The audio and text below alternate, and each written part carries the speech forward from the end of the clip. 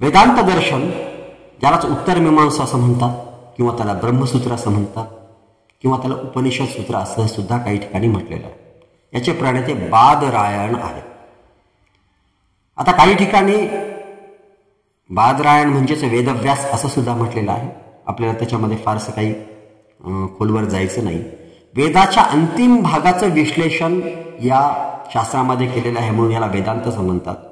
आणि दुसराही असा अर्थ काढला जातो की वेदांची शिकवण इथे संपते, जिथे संपते ज्या शास्त्राच्या विवेचनामध्ये, त्यामुळे याला वेदांत असं म्हटलेलं आहे.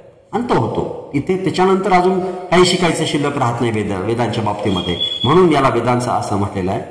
याच्यामध्ये अथातो ब्रह्म जिज्ञासा असं म्हटलेलं आहे, म्हणजे ब्रह्मतत्वाची जिज्ञासा याच्यामध्ये केलेली आहे. आता जिज्ञासा म्हणजे काय किंवा मीमांसा म्हणजे काय की सखोल विश्लेषण, अगदी बारीक बारीक बारीक बारीक तत्वांचं विश्लेषण म्हणजेच मीमांसा किंवा जिज्ञासा. मग अथातो ब्रह्म जिज्ञासा, आणि अशा ब्रह्मतत्वाची जिज्ञासा या शास्त्रामध्ये केलेली आहे, म्हणून याला ब्रह्मसूत्र किंवा उत्तर मीमांसा असं म्हटलं जातं. तर मी कोण आहे, या सृष्टीमध्ये माझं अस्तित्व काय आहे, याचं मार्गदर्शन आपल्याला या ब्रह्मसूत्रांमध्ये सापडतं.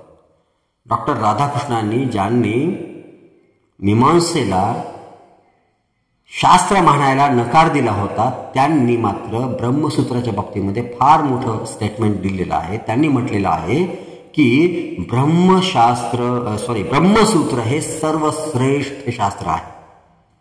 ब्रह्मसूत्राच्या शिकवणीनंतर वैदिक धर्मामध्ये शिकण्यासारखं काहीही राहत नाही असं त्यांनी म्हटलेलं आहे. हे जगातील सर्वोत्कृष्ट शास्त्र आहे असंही त्यांनी गौरवोद्गार या ब्रह्मसूत्राच्या बाबतीमध्ये डॉक्टर राधाकृष्णांनी काढलेला आहे. आणि ब्रह्मसूत्र हा प्रस्थानत्रयीमधील प्रमुख ग्रंथ आहे. आता प्रस्थानत्रयी काय आहे आपल्या सगळ्याला माहीत जरी नसेल तर श्रुती, स्मृती आणि न्याय हे तीन मार्ग जे आहेत ते प्रस्थानत्रयी असं म्हणण्यात येतात. त्याच्यापैकी न्याय जे आहे त्या न्यायामधला ब्रह्मसूत्र हा ग्रंथ आहे. आता ते काय आहे ते आपल्याला नंतर होणारच आहे नंतरच्या चॅप्टरमध्ये, त्यामुळे आपण ते नंतर बघणार आहोत. तर आताच सांगितलं मी, मीमांसा म्हणजे गंभीर चिंतन, ब्रह्मतत्वाचं गंभीर चिंतन, त्यामुळे याला उत्तर मीमांसा असं सुद्धा म्हटलेलं आहे, म्हणजे पूर्वमीमांसा आणि उत्तर मीमांसा. मग कुठली महत्वाची तत्व सांगितलेली याच्यामध्ये? ब्रह्मसत्यम. पहिलं तत्व याच्यामध्ये काय सांगितलं? ब्रह्मसत्यम. सत्य म्हणजे काय? आता सत्य म्हणजे काय? सत्य म्हणजे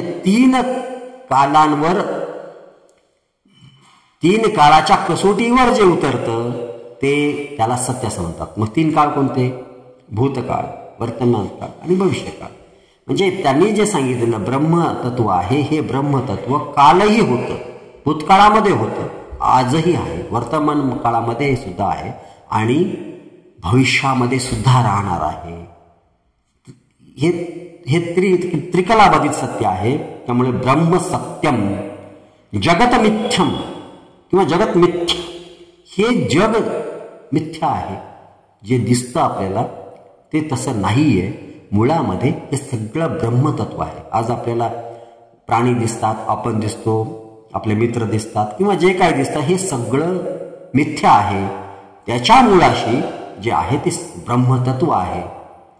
जगत मिथ्या म्हणजे याच्याशिवाय काही नाही असं त्याच्यामध्ये म्हटलेलं आहे. हे थोडक्यामध्ये काय आहे? माया आहे सगळी. मायाचा अर्थ काय होतो? मा म्हणजे नाही आणि या म्हणजे काय? जे दिसतं ते नाही.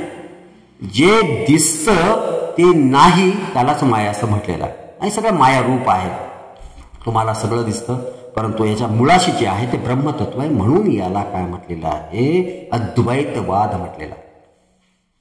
आणि तिसरं येतं जीवो ब्रह्मेव नापराहा, म्हणजे जीव आणि ब्रह्म हे एकच आहे, याच्यापेक्षा हे दोन्ही वेगवेगळे नाहीत. म्हणून याला अद्वैत सिद्धांत असं म्हटलेलं आहे की ब्रह्म आणि जीव एकच आहे, त्यामुळे हा अद्वैत सिद्धांत होतो. ब्रह्मसूत्राचे एकूण 4 अध्याय आहेत आणि 555 सूत्र आहे. पहिला अध्याय आहे, या अध्यायाचं नाव आहे समन्वय. आता लिहून याच्यामुळे घ्यायचं आपण की तुम्हाला आत्ता जरी एवढं सखोल विश्लेषण नसलं, पण भविष्यामध्ये तुम्हाला या पुढचा अभ्यास करायचा असेल तर हे नावं आपल्या कानावरून गेलेली पाहिजेत, म्हणून हे सगळं सांगतोय. पहिल्या अध्यायाचं नाव आहे समन्वय आणि याच्यामध्ये 134 सूत्र सांगितलेली आहे. दुसऱ्या अध्यायाचं नाव आहे अविरोध, यामध्ये एकूण 157 सूत्र आहे. तिसरा अध्याय आहे साधन, यामध्ये एकूण 186 सूत्र सांगितलेले. आणि चौथा अध्याय आहे फल, यामध्ये एकूण 78 सूत्र सांगितलेले आहे. अशी एकूण 555 सूत्रांचा हा ग्रंथ आहे. आणि आता याच्यामध्ये काही जणांनी याच्यावर भाष्य केलेलं आहे. आता तुम्हाला अजून याच्यामधले एक गंमत सांगतो की त्या काळामध्ये जर कुणाला आचार्य म्हणून घ्यायचा असेल, आचार्य म्हणून जर कुणाला जर पुढे यायचं असेल तर त्यांना ब्रह्मसूत्राचं अध्ययन केल्याखेरीज किंवा ब्रह्मसूत्रावर भाष्य केल्याखेरीज त्यांना आचार्य मानण्यात येत नसे. त्यांच्या कुठल्याही सिद्धांताला मान्यता मिळत नसे. एवढं या ब्रह्मसूत्राचं महत्व होतं. त्यामुळे जेवढे काही आचार्य त्या काळामध्ये होऊन गेले त्या प्रत्येकाने आपापल्या परीने याच्यावर भाष्य करण्याचा प्रयत्न केले. आता काही प्रमुख आचार्य त्यांनी केलेलं भाष्य आणि त्यांनी मांडलेला सिद्धांत आणि त्याच्यामध्ये विशेष काय आहे हे आपण अगदी थोडक्यात बघूयात. तुम्हाला लिहून घेता आलं तर उत्तम. याच्यापैकी बरेचसे प्रश्न विचारले जातात. तर पहिले आचार्य आहेत शंकराचार्य, आदि शंकराचार्य. काही ठिकाणी याला प्रच्छद असं सुद्धा नाव दिलेलं आहे, परंतु सध्या आपण आदि शंकराचार्य एवढं नाव लक्षात ठेवलं तर पुरेसं आहे. आणि त्यांनी भाष्य केलेलं आहे, त्याला शंकर भाष्य किंवा शारीरक भाष्य असं त्याला म्हटलं जातं. लिहून घेत चला, फार महत्वाचं आहे. आणि शंकराचार्यांनी कुठला सिद्धांत मांडलाय? मग अद्वैत सिद्धांत मांडलेला आहे किंवा केवलाद्वैत असं काही ठिकाणी याचा उल्लेख आहे. अद्वैत किंवा केवलाद्वैत. आणि त्यांनी यांच्या या सिद्धांत विशेषता काय आहे? अनिर्वचनीय ख्यातिवाद. म्हणजे यांनी जो मोक्ष मार्ग सांगितलेला आहे तो त्यांनी ज्ञान मार्ग हा मोक्षाचा मार्ग आहे असं त्यांच्या भाष्यामध्ये सांगितलेलं आहे. त्यानंतर दुसरे आचार्य आहे रामानुजाचार्य. यांनी जे भाष्य केलं आहे ब्रह्मसूत्रावर त्याचं नाव आहे श्रीभाष्य. आणि हे जे आहे हे वैष्णव संप्रदायाचा प्रमुख ग्रंथ मानला जातो, वैष्णव संप्रदायाचा श्रीभाष्य. आणि यांनी मांडलेला जो सिद्धांत आहे विशिष्टाद्वैत सिद्धांत मांडलेला, म्हणजे संशोधित अद्वैतवाद. विशिष्टाद्वैत हे विचारतात पुष्कळ वेळेस, त्याच्या जोड्या सुद्धा विचारतात किंवा ट्रू ऑर फॉल्स विचारतात किंवा यापैकी काय नाही आहे ते सुद्धा विचारतात. आणि यांनी मोक्षप्राप्तीचे 3 मार्ग सांगितले, कर्म, ज्ञान आणि भक्ती मार्ग. परंतु त्यांनी सगळ्यात महत्वाचा जो सांगितला तो भक्ती मार्ग सांगितला. तिसरे आचार्य आहेत भास्कराचार्य.